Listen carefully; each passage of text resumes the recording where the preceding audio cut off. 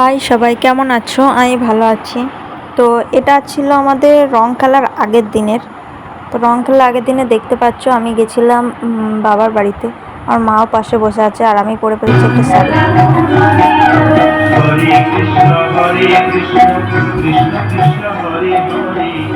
দেখে বুঝতে পেরেছ যে এখানে কৃষ্ণ রাধিকার পুজো ছিল।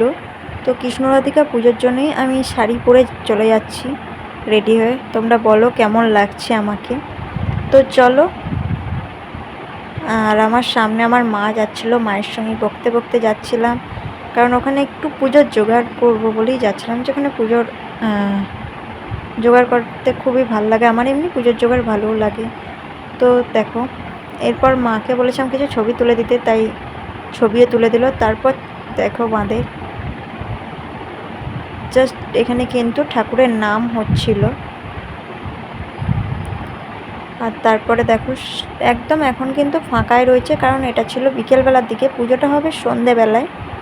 তো এইখানে সব এখনও কিছু হয়নি, জাস্ট আলপনা দেওয়া হয়েছে আর যেগুলো ঠাকুরের লাগে সব জিনিসগুলো রেডি করছি আমি। তারপর একটু ঠাকুরেরও ভিডিও করে নিলাম, দেখো ঠাকুরটা।